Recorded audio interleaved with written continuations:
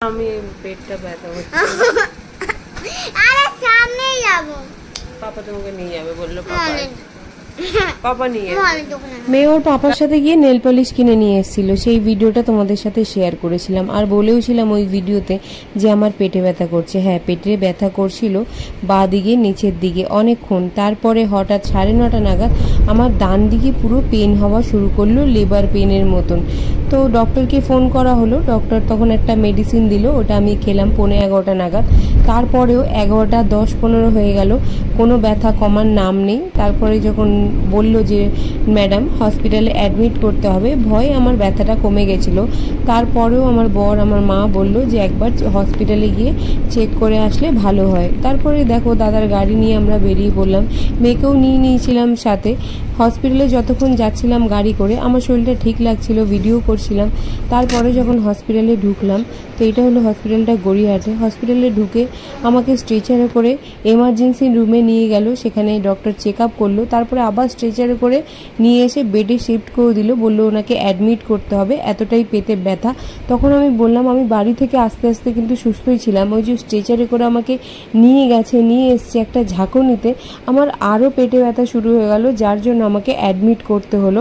তো এখানে মা দেখো চলে গেল সবাই, আর আমি অসহায়ের মতন অ্যাডমিট হয়ে গেছি, কিছু খাওয়া নেই। আর রাতে যেহেতু খাইনি, তো এখানে কত ভাত দিয়ে গেছে আর একটা সবজি দিয়ে গেছে, ডাল আর মাছের ঝোল, কিছুই সেরকম খেতে পাইনি, একদমই ভালো লাগছিল না। আর যখন আমাকে বেডে শিফট করেছে তার 15 মিনিট পর কিন্তু আমার বাঁ দিকের কোমরে আর ডান দিকের কোমরে একটা ইঞ্জেকশন দিয়েছিল, আর খাওয়ার পরে জিভের তলায় একটা ওষুধ দিয়েছিল। ঠিক আছে, আমি তো খেয়ে নিয়েছি, উঠে বসতে পারছিলাম ইঞ্জেকশনটা দেওয়ার পরে। তো দেখো রাত্রে তো আর কোনো ভিডিও করিনি, সকালবেলা ঘুম থেকে উঠে মাসিরা একটা চা দিয়েছিল, চা বিস্কিট, সেটা খেয়েই শুয়েছিলাম। সকাল 6টা না বাজতে বাজতে আমার চোখ খুলে গেছে, আমি যেখানে সেখানে শুতে পাই না, আর রাতের থেকে অনেকটাই বেটার ফিল করছিলাম। তারপরে উঠে অনেকক্ষণ 2-3 ঘন্টা বসেছিলাম, কারণ আমার আর ভালো লাগছিল না এখানে থাকতে। শোনার জন্য ভীষণ মন খারাপ করছিল। সকালে ব্রেকফাস্টে দিয়েছে মুড়ি, শসা, ডিম সিদ্ধ আর টেলটেলের দুধ, একদমই পাতলা ফিনফিনে। তো যাই হোক, হসপিটালে এরকমই খাবার হয়, তো সেটাও আমি খেলাম। আমার হালকা নিচের দিকে ব্যথা করছিল, সেরকম একদম লেবার পেন বা এমার্জেন্সি মতন ব্যথা একদমই করছিল না। ডক্টরটা বারবার এসে জিজ্ঞেস করে যাচ্ছিলেন যে ব্যথা এখনো আছে কিনা। আমি তখন বলছিলাম হালকা ব্যথা আছে, বেশি ব্যথা নেই। ওনারা আর একদিন রাখতে চাইছিল, কিন্তু আমার যেহেতু খুব একটা ব্যথা নেই, আমার তো নর্মালি অল্প একটু ব্যথা করে, সেই ব্যথাটা বাড়িতে আমি সহ্য করে নিই। যখন বাড়িতে গিয়ে আমি একটু রেস্ট নেবো, তো আমাকে একদমই বেড রেস্ট বলে দিয়েছে। আর কেন ব্যথা হয় লেবার পেনের মতন সেটা আমি তো বলতে পারবো না, ম্যাডাম বলবে তখন তোমাদেরকে জানাবো। তারপরে দেখা করার টাইম হলো 10টা নাগাদ, বর এসছে। বরকে বললাম আমি আর থাকবো না, তো উনি ম্যামকে ফোন করলো।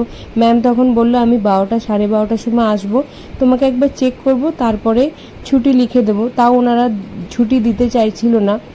এখানে আরেকটা সিস্টার এসে আমাকে দেখো ওষুধ দিচ্ছে, এই কাজগুলো তো আমার বরই করে, তো বেকার আমি ওখানে থাকবো কেন, ওখানেও সেই আমাকে রেস্টেই থাকতে হচ্ছে, আর ঘরে এসেও আমাকে রেস্টে। কালকে কিন্তু কোনো কাজ করিনি, আমার এমনি নিচের দিকে বেবিটা আছে, তাই কোনো কাজকর্ম করাই বারণ, আর আমি ঝুঁকিও না বেশি। তো দেখো সিস্টার এসে ওষুধ দিচ্ছে, আর ম্যাডামের সাথে আমার বর কথা বলছিল যে ওকে এসে একটু দেখে নিলে ভালো হয়। তারপরে আর কি, ম্যাডাম আসবে সেই জন্য ওয়েট করছি। আর তোমরা হয়তো একটুখানি টাইমে ভিডিওটা দেখছো, কিন্তু এই যে রাত থেকে সকাল 12:30 1টা কীভাবে যে টাইমটা কাটিয়েছি শুধু আমিই জানি। আর আমার তো এখন শরীরটা খারাপ না যে আমার খেতে ভালো লাগছে না বা কিছু, আমি কিন্তু খাচ্ছিলাম, যেহেতু আমার ছোট একটা বেবিও আছে পেটুতে, আমাকে তো খাওয়া দাওয়া করতেই হবে। 11:30 সময় সোনা ঘুম থেকে উঠে আমাকে ভিডিও কল করেছে, ও তো কিছুই খেতে চাইছিল না। তো দেখো আমি ভিডিও কল করতে করতে 2টো বিস্কিট খেয়েছিল, বর এখন চলে গেছে। ম্যাডাম আসার ওয়েট করছিলাম, আমার আর ভালো লাগছিল না, টাইমও কাটছিল না। এদিকে দুপুরে লাঞ্চও দিয়ে গেছে, একটা চচ্চড়ি, এদিকে মাছের ঝোল, ডাল, ভাত, আর এত সুন্দর টেস্টি হয়েছিল তোমাদের কি বলবো। তাই খিদেও পেয়ে গেছিলো, আর খেয়েও নিয়েছি।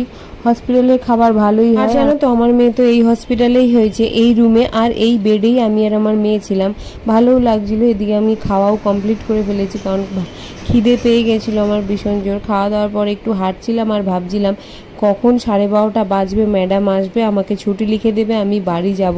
একদমই ভালো লাগছিল না। হসপিটালে কাটানো দিনগুলো যারা হসপিটালে যায় বা কাটায় তারাই ছাড়া আর কেউ বোঝে না। মেয়ের বেলা যেতে হয়েছিল আর আমাকে এখন আসতে হলো। ঠাকুর আমাকে যেন এর মাঝখানে আর আসতে না হয় ডেলিভারি হওয়ার আগে। তো ভীষণই কষ্টকর। ডক্টরকে যখন জিজ্ঞেস করলাম, ডক্টর বললো এটা নাকি লেবার পেন হয়।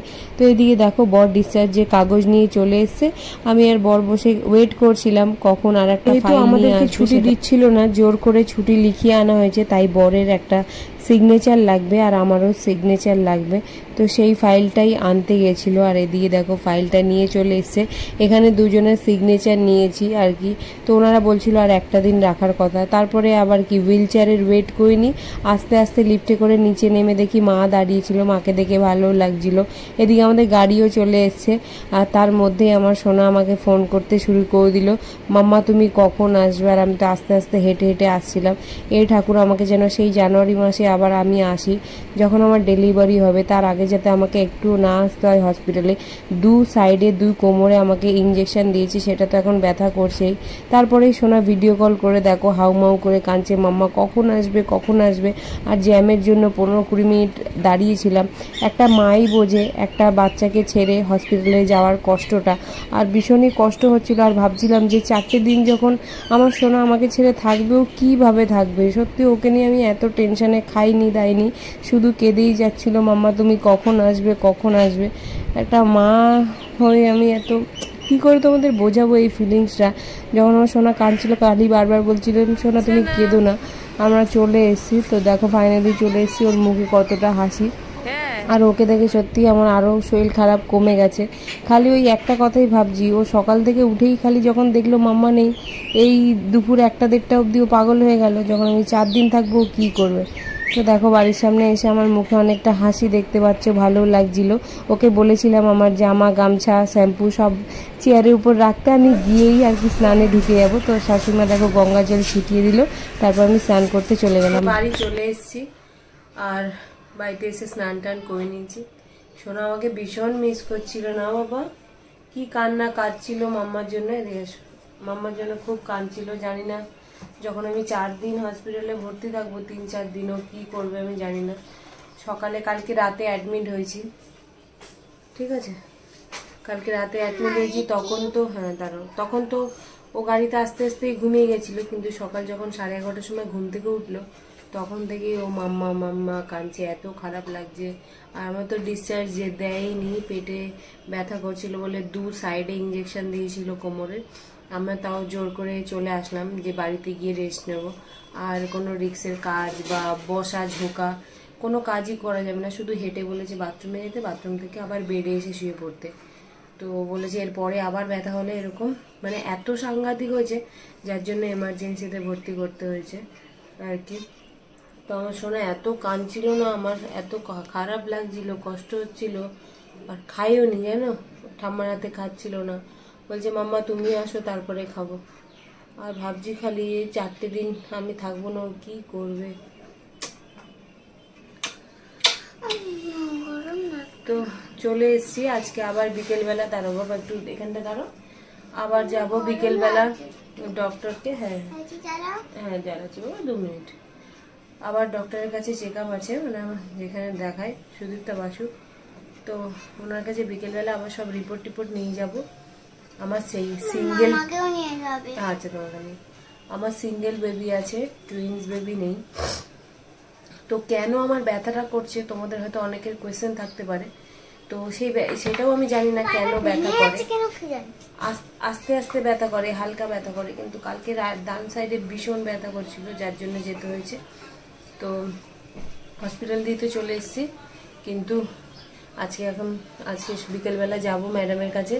ম্যাডামের কাছ দিয়ে পুরো জানবো কেন হচ্ছে। আর ব্লাড টেস্টের রিপোর্ট 4 দিন পর দেয়, সেটা পর্যন্ত এখনো গালে চক লাগিয়ে না হয়ে যাবে, অ্যালার্জি র্যাশ উঠবে। তো 4 দিন পর ব্লাডের রিপোর্টটা দেয়। তো আজকে 4-5 দিন হয়ে গেলে এখনো দেয়নি। ওইটা না দেখলে বলতে পারবে না যে কেন আমার পেটটা ব্যথা করে। তো সবই তোমাদের বলবো আস্তে আস্তে। তো এইটাই বলার ছিল যে হসপিটাল দিয়ে চলে এসেছি। আমার বাচ্চাটা অনেক কষ্ট পেয়েছে সকাল থেকে, সারাক্ষণ ভিডিও কল করে করে কান্না করছে, খাচ্ছে না, কিছু করছে না। আমার মতন মায়েদের মায়েরাই বুঝবে যে পরিস্থিতিটা কেমন হয় একটা বাচ্চা রেখে যাওয়া হসপিটালে, বাচ্চারা কাঁদে। একটু বড় হলে হয়তো হতো না, কিন্তু তো অনেকটাই ছোট, নিজে থেকে কিছু করতে পারে না। তো যাই হোক, চলো। তো হসপিটালে যারা থাকে তারাই বোঝে যে কী কন্ডিশনে থাকতে হয়। আমি ভিডিও করছিলাম ঠিকই যখন শরীরটা ভালো লাগছিল, যখন ঘরে ব্যথায় ছটকাচ্ছিলাম তখন কিন্তু ভিডিও করিনি। অনেকে ভাবে শরীর খারাপ নিয়ে ভিডিও করছে। যখন ঘরে ছটকাচ্ছিলাম কিন্তু তখন একটুও ভিডিও করিনি। যখন গাড়িতে যাচ্ছিলাম তখন একটু ভালো লাগছিল। তারপরে যখন স্ট্রেচারে করে আমাকে নিয়ে গেল না, ওটিতে ঢুকিয়েছে, আবার ওটি দেখে আমি আবার ভয় পেয়ে গেছিলাম। যখন আমাকে ওটিতে ঢোকানো হলো, দাঁড়ো 1 সেকেন্ড দাঁড়ো। আচ্ছা চলো। যখন আমাকে ওটিতে ঢোকানো হলো, আমার না সেই মানে সোনার বেলা যেরকম ফিল হচ্ছিল ওরকমই হচ্ছিল। তো স্ট্রেচারে করে ওপরে নিয়ে যাওয়া, আবার নিয়ে আসা, তারপরে আরও বেশি পেট ব্যথা করলো। তারপরে তো বেডে শিফট করে দিল রাত 12টার সময়। শিফট করে এখানে একটা ইঞ্জেকশন, এখানে একটা ইঞ্জেকশন দিল, একটা ট্যাবলেট দিয়েছিল জিভের তলায় রাখার জন্য। মারা 12:30 পৌনে 1টার সময় বাড়িতে গেছে, আর সোনা তো গাড়িতে আস্তে আস্তে ঘুমিয়ে গেছে। সারা রাতটা আর কি বুঝতে পারিনি, আমাকে ছাড়া যে ও শুয়েছিল। সকালবেলা উঠে ওর মনে পড়ছে যে ওর মাম্মা নেই, মাম্মাকে মিস করছে, ঘরে পাপাও নেই, কান্না করছিল। এটাই হচ্ছে একটা মাম্মা, আমি যখন উঠেছি দেখো পাপা নেই, মাম্মা নেই। কি আচ্ছা, যখন ও ঘুম থেকে উঠেছে দেখছে পাপা নেই, মাম্মা নেই। এই সিচুয়েশনটাই খুব খারাপ লাগে। তো চলো, বিকেলবেলা অন্য ভিডিওতে তোমাদের বলবো রিপোর্টে কি হলো না হলো, ডক্টর কেন আর কি ব্যথাটা করে আমার পেটের দিকটা। ঠিক আছে, সবই তোমাদের পরে জানাবো।